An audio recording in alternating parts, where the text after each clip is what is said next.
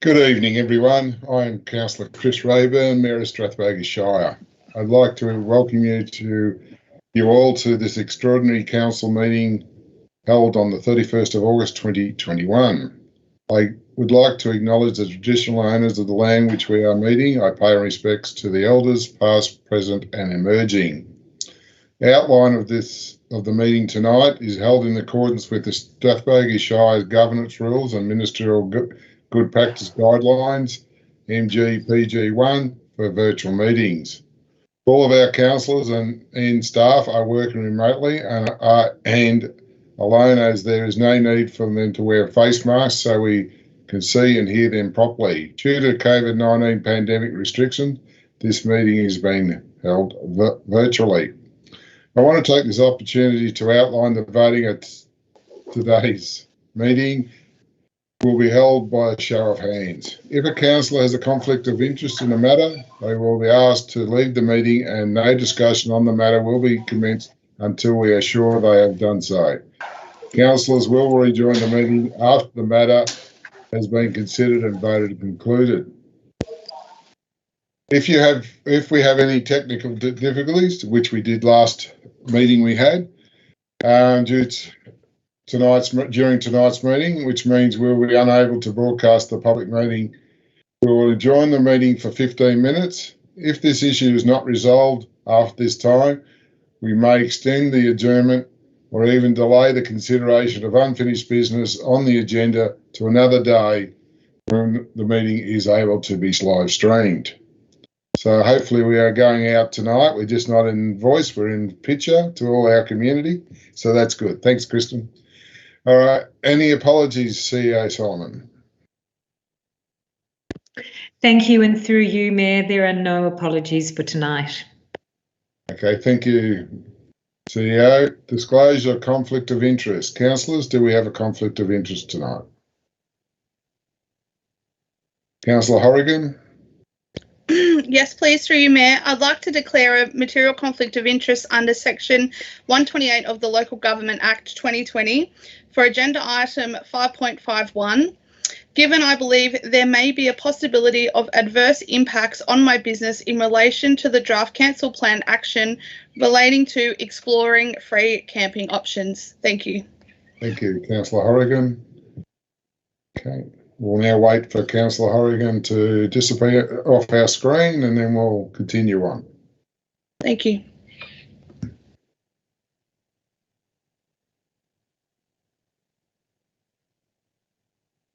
She's frozen, but she hasn't gone.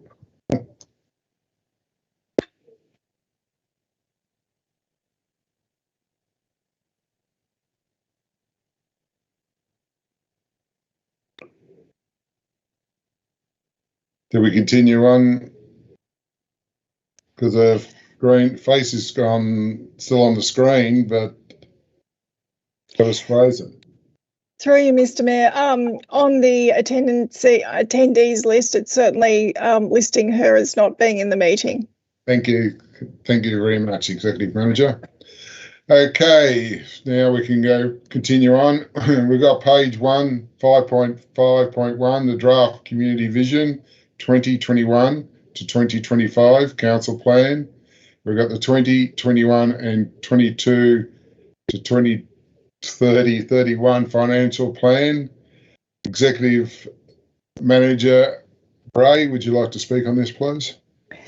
Thank you, Mr. Mayor. Councillors, in front of us tonight are two key documents that we are required to prepare under the Local Government Act. So the Local Government Act 2020 requires us to prepare a community vision, a financial plan and a council plan.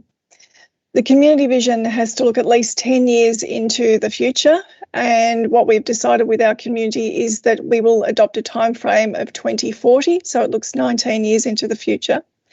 And that generally describes how the community wants the Shire to feel and look in that time frame in 2040. The financial plan has to, under the Act, look at least a 10-year time frame, and that's the time frame that we've adopted for our draft plan. The council plan has a 4-year lifespan, and that it basically sets out the objectives, strategies, initiatives, actions and performance measures that we will undertake to implement and work towards that community vision.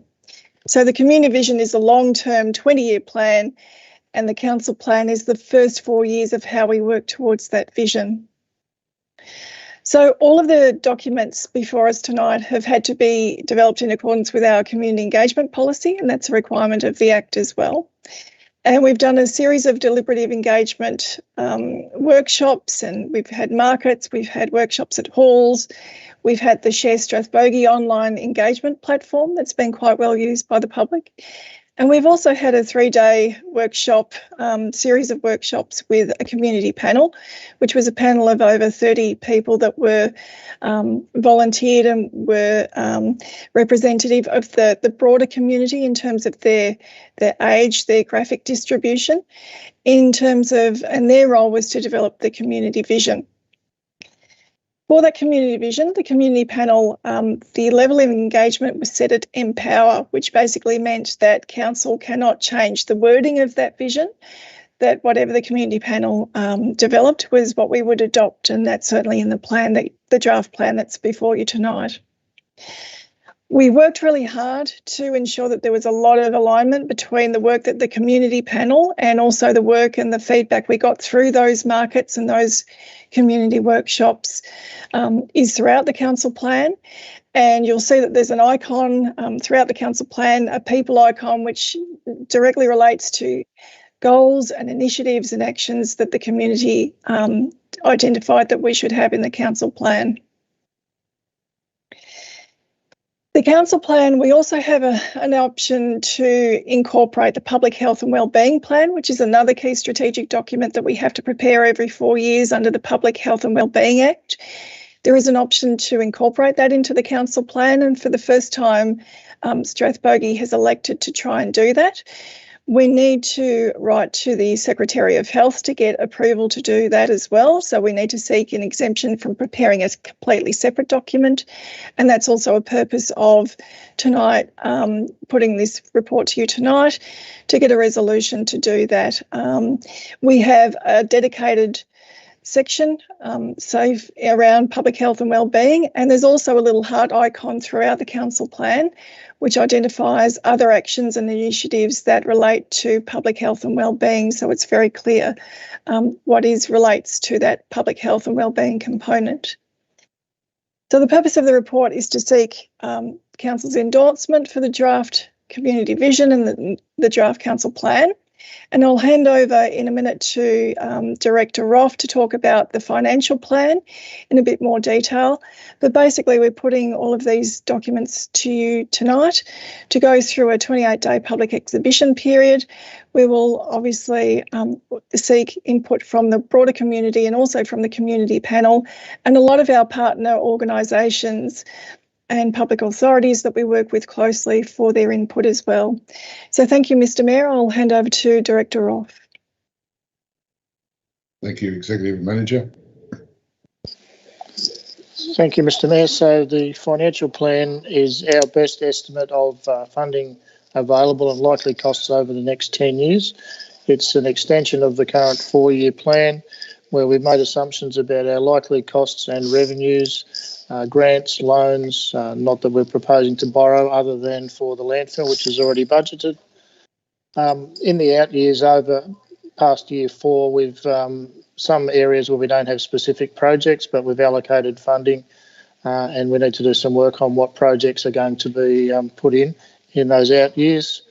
The ratios that show that we're sustainable are all pretty good and they meet the targets that we're seeking. So within that funding envelope, we've got 10 years to make some adjustments to projects and costs, but within that funding envelope, we consider the assumptions to be conservative. So, yeah, we're looking forward to putting more detail across the 10 years. Thank you, Director Roth. Okay, councillors, do you have any questions for the officers before we put a motion forward? If not, okay, councillors, can I have a motion, please? And can you please state your motion? Councillor Hayes-Burke. Thank you, Mayor. Yes, I'd like to move the officer's recommendation on page 2 and 3 of our agenda to exhibit these documents for public feedback. Thank you. Thank you, Councillor Hayes-Burke. Is there a seconder? Councillor Murray. Okay, Councillor Hayes-Burke, would you like to speak further, please? Oh, thanks, Mayor. Yeah, I'd just like to really encourage the community to give us your input because we really want to involve you in this exercise. Probably the easiest way to do it is to jump on the Shire Strathbogie website, or if you prefer, just come directly to any of the councillors. We're really keen to hear from you. So thank you. Thank you, Councillor Hayes-Burke. Councillor Murray, would you like to speak? Yes, thank you, Mayor. I'd like to say that this is a forward-thinking document which incorporates the community vision for 10 years and a 4-year plan. So it's really setting the goals for the next few years. Although there is an opportunity every 12 months to revisit some of those aspects and to realign some of our strategies. It's a culmination of 6 months of hard work on the part of the Shire, the officers and council with the community. And it's a culmination of our efforts to empower the community in this process. And I think it's a very successful one. I'd like to reiterate, there are 1,000 pieces of input from the community which have gone into this, and there are hundreds of people who have contributed so far to this plan and the vision. So I recommend it to the community. I'd like to encourage you, as Councillor Hayes-Burke has, to have some input. It is a fluid document still, it's not set in stone, so there is a chance for the broader community still to have some input into this document, and we expect and hope that occurs over the coming few weeks. So I recommend it to you. Thank you, Mayor. Thank you, Councillor Murray. Any other councillor like to speak? If not, I'll put it to the vote. All those in favour? All those against? Declare it carried. Thank you, councillors. As that's the only business of tonight's meeting, I don't believe we've got one other item, sorry. Sorry, CEO. Thank you through you, Mayor. I've just advised Councillor Horrigan that she can come back and join the meeting for the closing section. Thank you. Pleasure. Welcome back, Councillor Horrigan. As that's the only thing we had to discuss tonight, I don't believe we've got any confidential business, have we, CEO? There is no confidential business for tonight. Thank you, Mayor. Thank you. Councillors, the next ordinary council meeting will be held on the 21st of September, and on that day, hopefully, we'll be swearing in the new councillor for Lake Ngambie Ward, as the Deputy Mayor has resigned. So we should be on that day, willing a new councillor into our area to help our community go forward. So I look forward to that, and all the best for the next week or so, and enjoy everybody under lockdown, and all we can do is keep smiling. So good night, everybody.